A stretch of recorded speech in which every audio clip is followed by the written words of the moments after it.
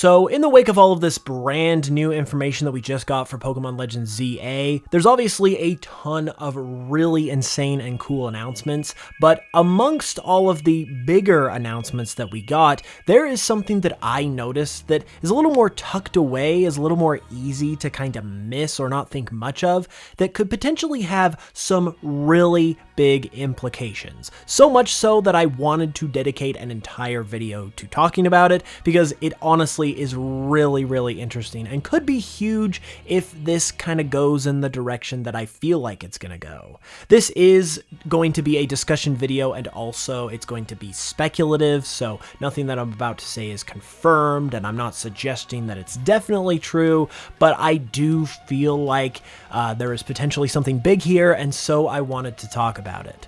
Like I said, this has to do with the DLC, and it all stems from two little blurbs about the DLC that are kind of tucked away on the Pokemon Legends ZA website, as well as on Twitter, and this wasn't even something that was posted by Pokemon themselves. We don't really have any information at all regarding the DLC itself, other than it's going to be coming soon after the launch of the game. Obviously, we got the announcement itself with Mega Raichu, and that it has to do with Hoopa, but other than that, there's not really a whole lot of more information in terms of specifics. However, there are these two separate blurbs like I mentioned.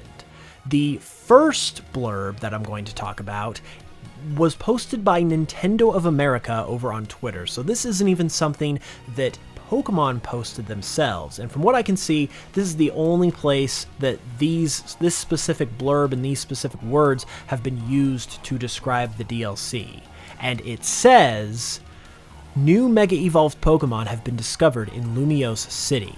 What is the cause of this recent emergence of new Mega Evolutions? Find out when Pokemon Legends ZA Mega Dimension DLC comes to Nintendo Switch and Nintendo Switch 2 soon." So this is kind of a big deal in terms of a revelation, because this gives us an idea of the premise of this DLC, and it's basically saying that the new Mega Evolutions that we are seeing in this game, that are debuting in this game and being revealed for this game, have potentially something to do with Hoopa, because Hoopa is obviously the focus of this DLC. We see it in the teaser for the DLC, open up one of its wormholes, you see all these Mega Stones flowing through it, and that's when we get the reveal of Mega Raichu X and Mega Raichu Y. So it seems to be the case that the premise of this is that these new Mega Evolutions are the result of Hoopa opening up a wormhole and them all kind of flowing in through that wormhole, and then the purpose of this DLC is kind of coming to the bottom of that whole scenario. It'll be where we finally find out what is going on with regards to these new Megas. We find out that they are coming through a wormhole, that Hoopa caused it, and probably we'll find out some more details as far as like the original place that these Megas came through that wormhole, which is obviously a really big deal. To follow up that idea, and something that kind of I guess further solidifies that premise that these new Megas are coming from somewhere else, is this little blurb that comes from the Legends ZA website, and it says, "Spatial distortions suddenly appear in Lumiose City. Distortions in space have appeared without warning in Lumiose City. They seem to connect to a mysterious space, hyperspace Lumiose. It looks like your story with Team MZ isn't over yet." So this, again, is another big revelation, because it states a specific location that this wormhole, or these wormholes, are apparently connected to, and that is some kind of place called Hyperspace Lumiose. And we can infer, based on the name of the DLC being Mega Dimension, that this is some kind of alternate dimension version of Lumiose City, or it's Lumiose City from an alternate dimension. So if you put all of these pieces together, it seems to be suggesting that the new megas that we are seeing in Pokemon Legends ZA are here because Hoopa has opened a wormhole to a different dimension that connects to some place called Hyperspace Lumios, which could potentially be an alternate dimension version of Lumios City, kind of like an alternate like universe or parallel dimension universe type version of Lumios, where there's like an alternate Kalos region, an alternate Lumios City, and that's where these mega evolutions are coming from, because Hoopa has connected these two parallel dimensions, and now that dimension's mega evolutions are flowing into this dimension's world, which has so many implications if that is the case. And like I said, this is totally speculative. We don't have all the facts, but this to me seems like the direction that this is going. It's offering an explanation for all of these new megas, and it's providing the lore behind why they're here. And another reason why this seems to be the case is because Game Freak themselves as developers, when they introduce new stuff like this, especially to older games and regions, they really like to justify why they're here now and why they weren't here before. We've seen this in previous games. They like to explain and justify this kind of stuff and not just plop it there with no explanation, and basically they don't like to just chalk it up to it being a new game in terms of the new content that's in this old region. They like to offer an actual reason and justification in terms of the lore. So them doing this and basically saying these new megas are here now because Hoopa has opened up a wormhole to a parallel Lumios City in another dimension, and they've all fallen through, that sounds like the kind of explanation that Game Freak would offer in terms of why these new megas are here and why we have them now. So that is totally consistent with what Game Freak would do. Obviously, it's an insane lore explanation, and it massively affects the lore of Mega Evolution as we know it, if that is actually the case. Because right now, as we know it, we've got two timelines in the Pokemon world. We've got the timeline without Mega Evolution, we've got the timeline with Mega Evolution. Obviously, this game takes place in the timeline with Mega Evolution, but then this is potentially saying, if this is true, on top of those two timelines, there's also parallel dimensions that are just out there in the universe somewhere that also have their own unique Mega Evolutions. And that's kind of where these new megas are coming from. And the crazy thing about that is it also implies that the Pokemon world that we know, its Mega Evolutions, like your Mega Charizards, your Mega Mewtwo's, your Mega Pidgeots, your Mega Bayonets, your Mega Absols, all those ones that we, like all the original Mega Evolutions, they are our universes or our dimensions batch of Mega Evolutions. Those are the ones that exist in our world. So in this hyperspace Lumios that is like the parallel dimension Lumios City, they don't have those megas, and instead they have Mega Victory Bell, Mega Chestnut, Mega Delphox, Mega Greninja, they have Mega Dragonite, they have the new megas, whereas the world that we know has the old megas, and now this wormhole's opened up and dumped all these new megas in from this parallel dimension. And that is just honestly absolutely wild.